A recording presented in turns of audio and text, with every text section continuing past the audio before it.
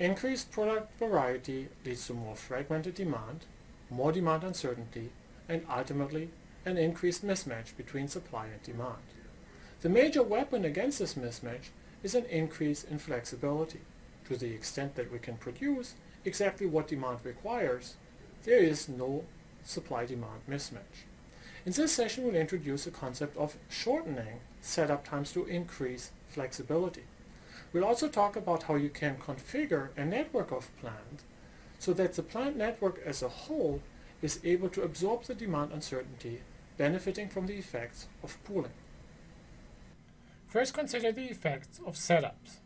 We spent a fair bit of time earlier on this module to talk about how setups reduce capacity. To avoid this, we like to run long production runs, which in turn, however, leads to inventory. The idea behind SMED is that rather than taking the setup times as a given exogenous variable, we start challenging the setup times itself. So why does it take 30 minutes to set up the machine? What is actually going on during those 30 minutes? The word SMED stands for a single minute exchange in dies. It used to take automotive companies a couple of hours to change between one set of production tools to another. Typically, these are big stamping tools that weigh many, many tons and again take hours and hours to change over. SMED, single minute, means we want to get from hours to minutes.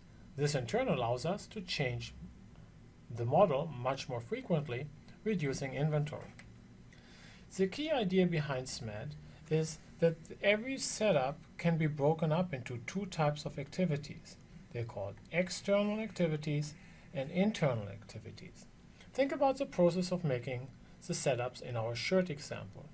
We noticed that some of the shirt setup included programming a CNC machine with a measurement of our particular customer. Instead of doing this while the machine is in setup, this could potentially be done while the machine is still producing, cutting another shirt type.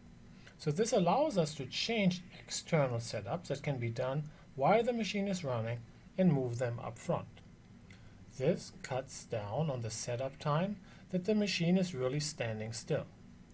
By then, subsequently, improving the things that need to happen as part of external setups and as part of internal setups, I reduce the total amount of setup time.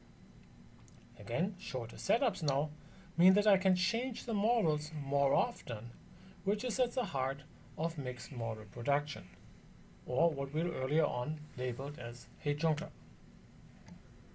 The idea of setup time reduction and the idea of separating between internal and external setups are by no means limited to production equipment. Consider the following two examples. Consider an airplane. Airplanes make money when they're in the air, and so the process of being on the ground, taxiing and landing, standing at the gate, is eating into their capacity. What can we do based on the ideas of internal and external setups? The idea of external setups is to try to shorten the time that the plane is at the gate by doing some things ahead of time or potentially in parallel. So for example, one of the things that you know Southwest doing is carefully lining up the passengers while they're still at the terminal, while the previous passengers are deboarding. This allowed them to basically cut the time that it would take the new passengers to get on the airplane. Similarly, think about cleaning the plane. A lot of the activities related to cleaning the plane, refilling it with drinks and meals, refueling it, are happening while, for example, the passengers are deboarding. Similarly, think about an operating room. Now, arguably, an operating room is not running big production batches of 10 patients with knee surgery in a row without setups, but an operating room needs to be set up between every procedure. Again, think about the concept of internal and external setups. Clearly, cleaning the operating room is an internal setup. It can only happen when the operating room is idle. On the other hand, a lot of the patient preparation and the anesthesiology work can happen on a patient outside the operating room while the previous procedure is still going on. Once the room is empty and cleaned, the patient under anesthesiology can just simply be wheeled in, and the overall setup time is much shorter. Consider a car company that offers 10 models that are made in 10 different plants. Each model is made in exactly one plant. So you have model 1 that is made in plant 1. You have model 2 that is made in plant 2, and so on. There's no flexibility in this plant network to have one plant make multiple cars or have one car be made in multiple plants. Now this is problematic, as we saw earlier on in our session on pooling and demand fragmentation. This leads to a lot of variability at each of the plants. Or put differently, if we could somehow pool the demand across models or across plants, we would reduce the supply-demand mismatch. Ideally, what we would love is we would like to have a plant network where every plant would be able to make every one of the products. This is the most flexibility that we can ever hope for, and we would get the full benefits of pooling that we discussed in the earlier session. Now, the downside of such fully flexible plant network is that you're going to have lots of setups at each of the production settings. So if you take a look here at, for example, plant number 5, you're going to produce many different products in this plant requiring many setups. Moreover, you are going to invest a lot of money into tooling the plant so that it is able to make each of the 10 products. So full flexibility is typically not a practical option. As an alternative to full flexibility, consider the concept of what's known as partial flexibility. The idea of partial flexibility is that you design the plant network so that you assign every product to 2 plants, and vice versa, you make every one of the plants sufficiently flexible to produce at least 2 different products. It can be shown that such partial flexibility is getting you almost all the benefits of full flexibility, but at dramatically lower cost. Let me illustrate the concepts of partial flexibility in the case of the automotive industry. On the left of the slide, you see the plant-to-vehicle assignment of Ford in the United States. Here you see the plants, and over here you see the various product platforms. Notice how the Ford plant network has relatively little flexibility. In most cases, you have a vehicle dedicated to a plant and a plant dedicated to a vehicle.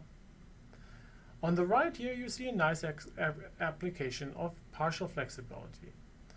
Nissan's assignment from vehicles to plant is really very much in the spirit of what I showed you on the previous slide.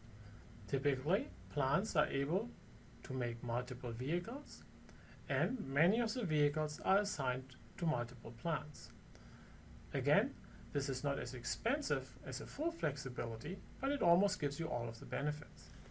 As another example of this idea of partial flexibility, consider the case of software developers. As a manager hiring a pool of software developers, ideally you would love to have software developers that are able to do everything. Program in C++, SQL, graphics designs, Drupal, whatever it might be. However, such fully flexible developers are rare and would be very expensive. The idea of partial flexibility is that you would hire people who master 2 areas of work, say SQL and C++. You would make sure that everybody you hire would at least be able to do 2 different things for you, and you make sure that for every domain where you need software development expertise in, you hire at least 2 people. This gives you a partial flexibility at dramatically lower cost. Instead of optimizing the batch sizes, given the setup time, why not challenge the setup times themselves? After all, it is the setup times that are the root cause for all the problems that we've encountered so far in this module. In this session, we talked about the concept of SMED. SMED stands for Single Minute Exchange of Dies, and is a very powerful way to cut setup times. You can apply SMED to production settings, but you can also apply SMED to reducing the changeover time in an operating room or the gate time for an aircraft. We also saw how you can configure a network of plants in a way that takes advantage of pooling demand uncertainty. We saw that a little bit of flexibility often goes a very long way, especially if you chain the plants and thereby configure the plant network in a clever way.